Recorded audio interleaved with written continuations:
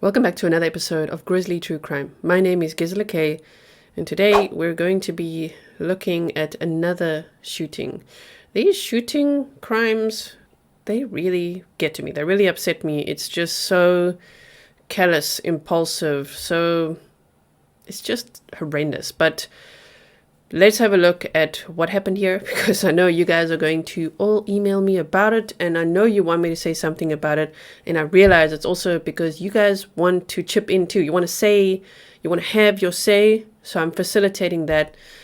But just know that these mass shooting cases, they really get me down. So if I seem a little down, that's why, okay? But let's get started.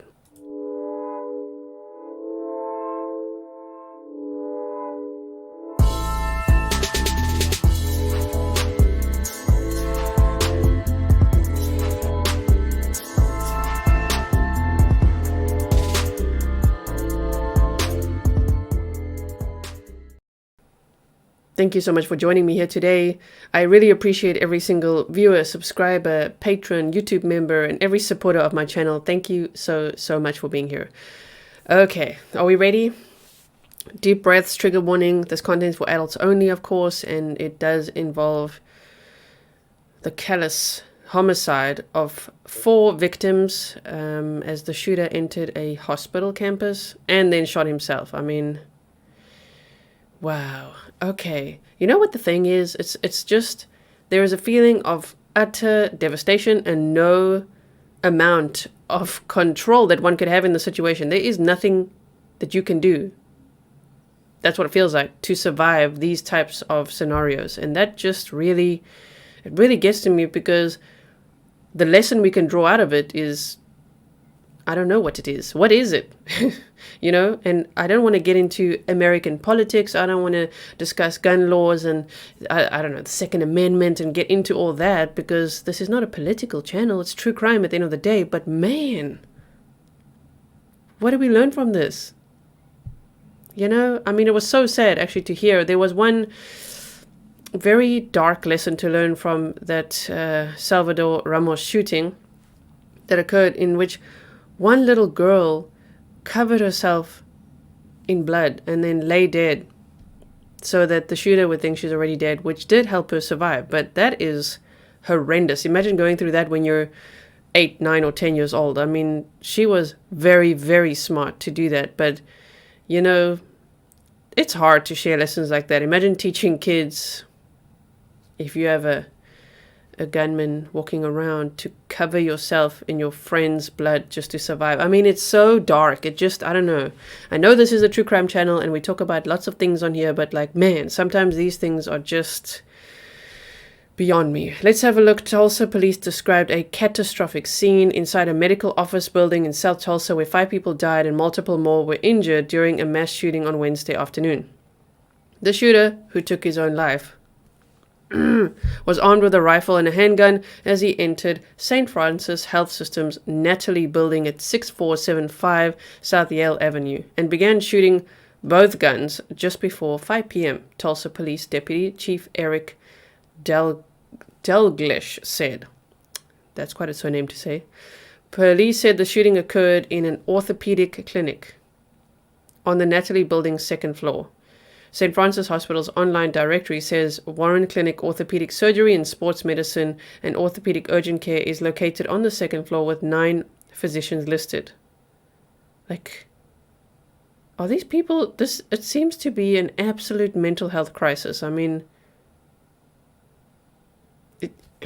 to walk into an orthopedic clinic, shoot, kill 4 people, and then oneself, oh wow.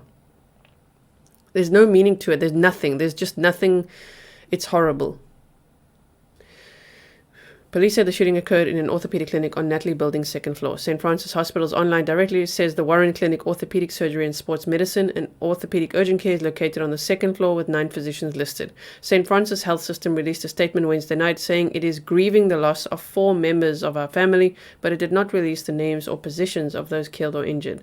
The orthopedic offices will be closed until further notice, the statement says. The shooter's identity had not been released by Wednesday night, but information from the Muskogee Police Department indicates that he might be from that city and might have left a bomb in his house before coming to Tulsa. So when I was looking at Twitter, Brian Enton says that they have confirmed that was connected, that he literally, there was a bomb scare first, and he left a bomb in his apartment before doing this. What are they doing? What is this? Oh my word. The exact time the shooter began firing is not known yet, Delglash said, but the first 911 call was reported to officers at 4:52 p.m. The first officers arrived at 4:56 p.m., so they reacted very quickly and could hear gunshots leading them to the second floor, where they made contact with the victims and the shooter at 5:01 p.m. So unlike the shooting where Salvador Ramos murdered 22 people, while the police allegedly stood outside for an hour and didn't want to go in. That's crazy. These police went in. So good job. Good job. They went in and made contact with the victims and the shooter. A Tulsa police spokesperson said there were multiple injuries, but that police had not received a total count of injured people.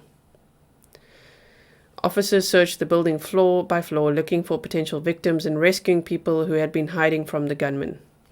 Imagine just being in a hospital ward. That's already unpleasant, and receiving some sort of treatment. And now the PTSD, the trauma, knowing you could be in this is what I mean. These shooters are attacking the most vulnerable people. It is the ultimate cowardice, which is why you guys already know when there's baby boys or cowards, it really triggers me, because they do some terrible things thinking that now they've got their big boy pants on, but really, it's just absolutely cowardly. Picking on children, shooting people in a hospital, and you think, what, this is some kind of legacy? I must agree with Dr. Park Dietz. If you don't know who that is, please check out my podcast on Patreon. I talk all about him. A huge fan of Dr. Park Dietz and the work that he's done, and specifically on the Jeffrey Dahmer case as well. He says we should not be sharing the identity of these mass shooters, their photos, their names, and everything like that, because it inspires others who are prone or want to or inspired by or something to mass shoot to think, okay, so I could go out like that. So if they have nothing left to lose, if that's the feeling they've got, nothing to live for, then they switch to, well, then at least I've got something to die for. This is how I'm going to be remembered. That's a very big problem. So, yes, I wish I didn't have to share, their picture and their name either, but sometimes you need it for context. I think in this case, we don't know who it is, right? They haven't released that from what I've gathered. But yes, we had to look at Salvador Ramos as well and just see who we want to know, who are we dealing with, but at the same time, we don't want to inspire other shooters to be like, this is going to be my photo is going to be shared everywhere. Like, oh my word. Okay, so to continue on, St. Francis Health System's CEO Cliff Robertson said during a press conference late Wednesday evening that the most powerful thing anyone can do right now is pray. There's nothing, I have to disagree with that. Of course, I don't believe in that, but that's each to his own, There's nothing more this community can do for us than pray for the families and loved ones of the victims of this senseless act. Robertson said it will be a very bumpy road ahead of us. There are over 10,000 of us who are part of the St. Francis Health System that every day commit their lives to taking care of people in need. This horrible, incomprehensible act is not going to change that. That attitude I like very much. It's not going to change that, but man, it's sad. Mayor G.T. Bynum went to the hospital Wednesday evening and during the press conference challenged Tulsa residents to think about the doctors and nurses who work at St. Francis and how much they mean to the Tulsa community. I know there are so many people out there who want to know what you can do to support the community and St. Francis Health System throughout this tragedy, Bynum said. I don't have one thing right now to ask you to think about the St. Francis Health System and what the people that work there mean to our community, what they mean to you and your family, the heroes who protect you. Think about what you can do to show your support for them in the midst of this tragedy. When asked about the slew of mass shootings that have happened around the country since the Buffalo, New York shooting in May, like May was like manhunt season. It still is. Caitlin Armstrong is still the woman hunts going on. Gonzalo Lopez. I mean, this all kicked off, of course, when we started looking at the case of Vicky and Casey White, and then it just became. I mean, I see more every single day. I'm seeing like this prisoner escaped, that inmate escaped, this one escaped. What is going on? What is going on, guys? Could we lock the doors? What? It was like manhunt season, and then it became manhunt and mass shooting season. I think we all feel a little down. I mean, this is just, wow.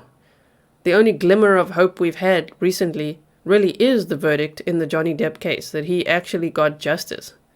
That friggin' narcissistic, I don't even know, gaslighting. I mean, she thought she could gaslight the whole world. Person thought that she could actually win this.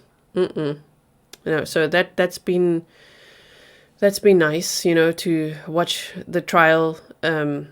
I didn't watch all of it, but to watch, clips of the trial, see most of the coverage, and then see, of course, the verdict. That was a hopeful moment. But man, true crime. It's been a terrible month of May. Okay, so right now my thoughts are with the victims here, many of whose families don't even know about this yet. What? Oh my word. If we want to have a policy discussion, that's something to be had in the future, but not tonight. Not tonight. I agree. Police had asked family members of people affected by the shooting to go to Memorial High School, where a reunification site was located. I can't imagine anything more stressful. Like, if my husband worked at this hospital, and then they say, meet at this Memorial High School, where you'll be possibly reunified with your family member, and then if that family member doesn't come out and they say, I'm really sorry that they were one of the 4 that was actually killed, I just, wow. It's too much. Bynum made a brief visit to those waiting at the school around 8 p.m. Within moments of the first 911 call, a flood of police cars and other first responders filled the streets and parking lots around the medical office building, closing Yale Avenue from 61st Street to at least 65th Street. Over 100 first responder vehicles were in the area, and officials from the Bureau of Alcohol, Tobacco, and Firearms and from the U.S. Marshal Service came to the scene. Oklahoma Governor Kevin Stitt released a statement saying that he has offered any state resource Tulsa officers might need. Kelsey Hersey, who works in a different medical building on St. Francis's campus, said she couldn't leave at the end of her workday on Wednesday. I understand that feeling too. I would just want to collapse on the floor and just not move.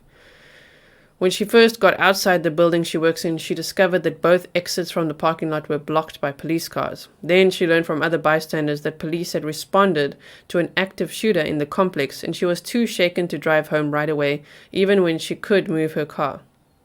I lost my adult son to gun violence in April, so this hits too close to home. I'm still processing that, and I've worked in every one of these buildings over the years, said Hersey, who currently serves as a clinical assistant at Warren Clinic Gastroenterology. Hersey paced near her car in the parking lot directly opposite the front entrance to the Natalie building, responding to frantic texts and calls from her other children and relatives who were inquiring about her safety. I'm going to be praying over these families affected by this today and for the love of Jesus over this country, she said, shaking her head. This is historic what is happening in this country right now. It feels like the enemy is growing nearer. Across the street from the Natalie building, Robin Cox stood, looking at the fortress of law enforcement vehicles blocking the entrance to the building. It breaks my heart. You try not to cry in front of people, but I'm sure I'm going to go home tonight and it's going to bother me. I'm sure it will bother her for a long time. Cox, a 37-year-old mother of 4, had just left work at the Springer building on the west side of Yale Avenue. People taking innocent lives, they have families. They are taking people from their loved ones.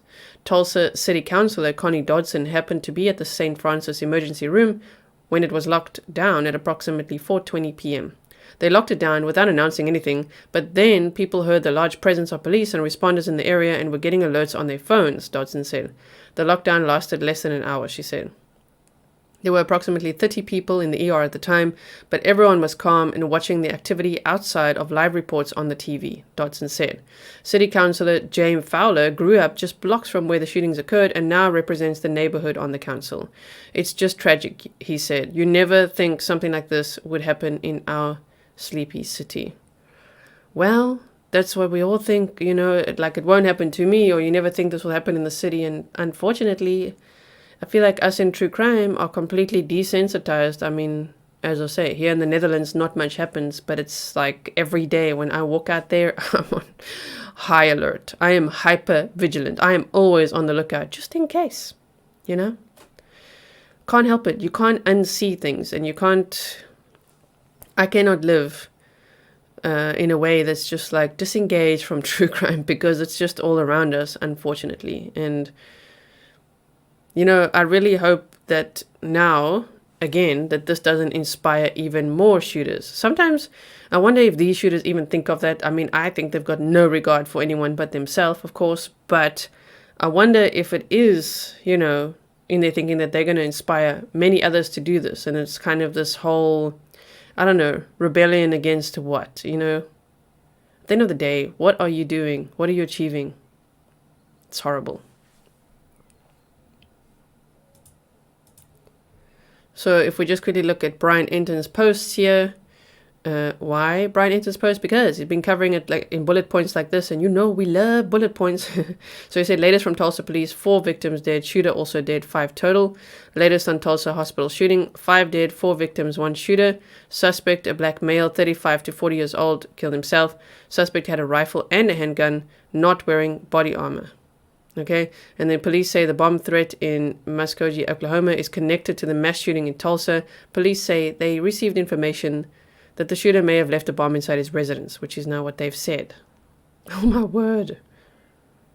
Thankfully the bomb did not go off, because a lot more people would have died. So he thought he's going to literally go out with a bang, like literally have a bomb in his apartment and then head to a hospital, freaking coward, head to a hospital and just like shoot it up and then shoot himself. I mean, it makes me so angry. I've told you guys before, rage is a very difficult emotion to deal with. Rage is just like one notch higher than anger, okay? That's how I see it anyway. It's just like anger is one thing. Angry feelings, difficult to deal with. Rage, because rage hits deep trauma. You see what I mean? It like hits a nerve. And I find rage very difficult to deal with. So if you relate to that, please drop a comment below. It will make me feel a whole lot better to know that some of you out there also struggle and also feel kind of upset lately. Just angry and upset and just, I don't know, a little bit numb, huh?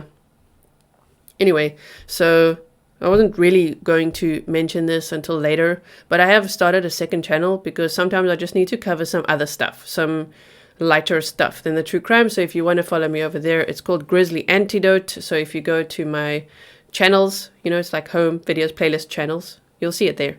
And over there, I am talking about the Johnny Depp and Heard verdict. I'm talking about just some entertainment news. There's not much on there right now. There's a few videos, and I plan to make many more.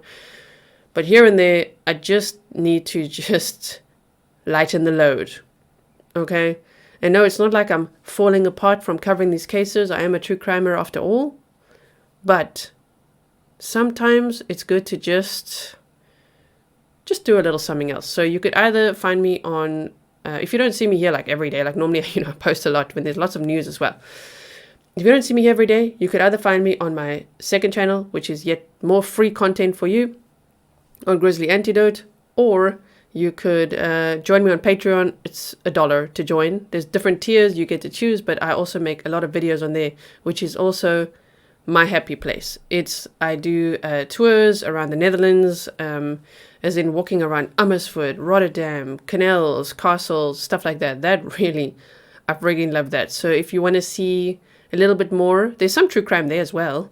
But I share my scripts, I share art, I share podcast episodes, and then all these really fun things that I do beyond true crime. Yes, Patreon is the way to go. Thank you so much for supporting my channel. Thank you so much for being here. We're almost, a community of 43,000 Grizzlies. Almost there, depending on when you're watching this. And thank you so much to each and every one of you. I really, really appreciate it. And all the support that you have and love that you brought to this channel since I started it almost a year ago. I think the 28th of June, 2021. That was my very first video that I posted. And it was just a podcast episode that I uploaded. So yes. Okay, I will see you very soon. Stay safe Keep it snarky, keep it grizzly. Leave your comments below, like, share, all those good things, subscribe, and I'll see you very soon. Hopefully for a live stream very soon. I'm just waiting for a topic that we can cover together and really unpack and deep dive. So, sometimes it's just like, there's lots of topics one could explore, but sometimes you're like, man, I just need to just take a deep breath, This stuff makes me so angry. Okay. Anyway, thank you for all your emails. Thank you for all your case tips and everything. If you want to email me, it's grizzlytruecrime@gmail.com, and I will see you in the next one. Bye.